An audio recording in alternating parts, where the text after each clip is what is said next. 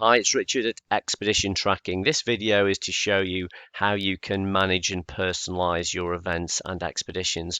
When you ordered, you will have received a confirmation email, and one of the URLs, web links within that email will be the edit link, which will take you into the control panel and into the event in question, where you will be able to amend some of the details. For example, you could change the start date and time.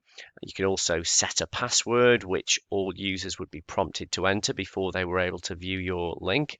And you can also choose what the default map type is. Most commonly, Ordnance Survey is a very popular one to choose. Leave the event race set to no. You can set telephone numbers in here, which are mobile telephone numbers. You can put up to 3, and every single one of those mobile numbers would receive an SMS in the event that one of the trackers pressed the SOS button. And once you've made any of those changes, you just click on update details, and away you would go. And then this little icon here, if you click on that, that will take you into view your tracking map. Here we go. This is the tracking map that I've set up. In this case, I have added a couple of routes or expedition routes in here, and I'll tell you a little bit about that. But that is entirely optional. If all you want to do is receive your trackers, turn them on, and use them on an empty map, that little bit of instruction you've received in the video so far is all you need to do. If you're interested in learning a little bit more, then carry on here. So I'm going to drop back in here and tell you a little bit more about the participants and adding routes. So when we ship the trackers out to you, you will get a number of participants registered. There's a little person icon next to here, and if you click on edit, you can alter the names of those. You might want to call them Gold Group 1, Gold Group 2, or Alpha 1, 2, and 3. And also the flag numbers which appear on the map, you can change those as well, so you can give them a different flag number if you wish. So as soon as you make a change to this, it will be automatically saved straight away. That little icon indicates it's been saved. So if you want to personalize the names of your groups, choose gold, silver, and bronze. There we go. And I'm going to change this to flag number 4, flag number 5, and flag number 10. If I go back to the previous page and again click on this little icon to view the route, the participants list in the side here, you'll see there that we've got those names which we've just personalized. So that is how to personalize the names of your groups or trackers. And the other thing you can do in here is add routes and checkpoints. There are 2 ways of adding routes or checkpoints.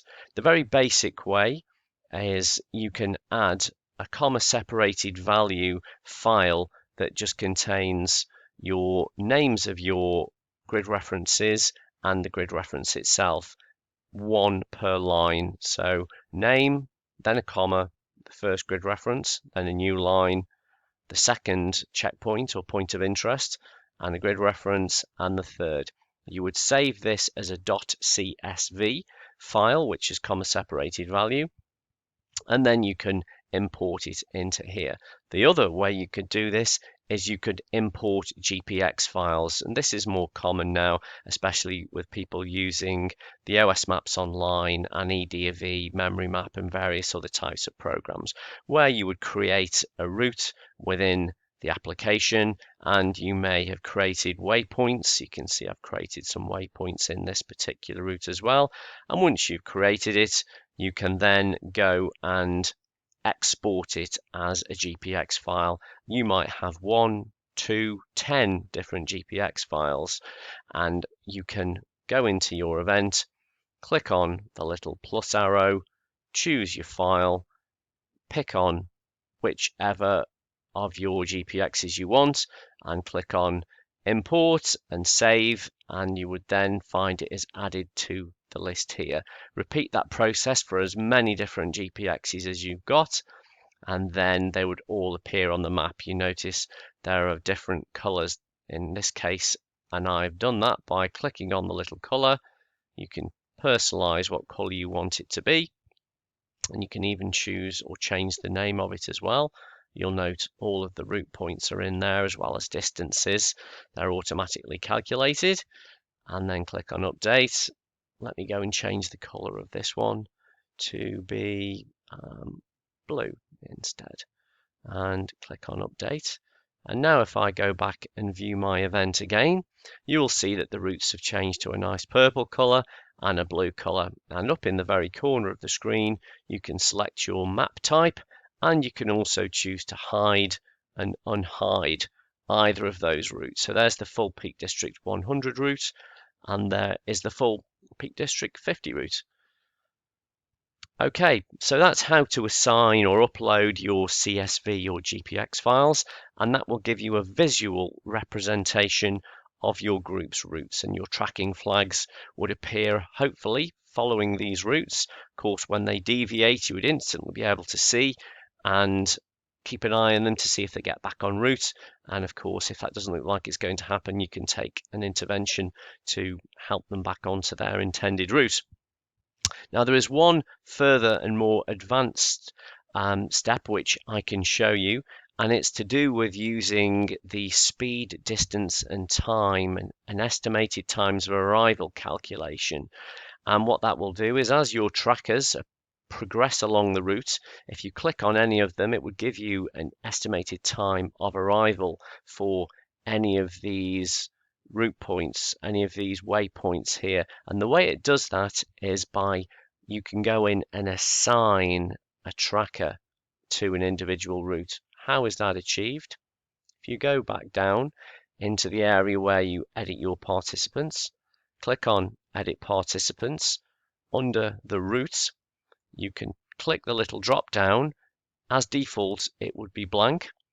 But what you can do is say, right, I'm going to assign this particular tracker to the Peak District 100 route, this one to the Peak District 50, and this one to the Peak District 100 route. And that's all there is to it. And then that would take full advantage of those estimated times of arrival, average speed, and distance features. Of course, you may have 3 different GPXs. Let's say your event was a silver expedition. You may have created a day 1, a day 2, and a day 3. So at the end of day 1 or the beginning of day 2, you could go back in and change this to gold group day 2 and gold group day 3 on the following day. And again, that would continue to calculate correctly those expeditions for you as well.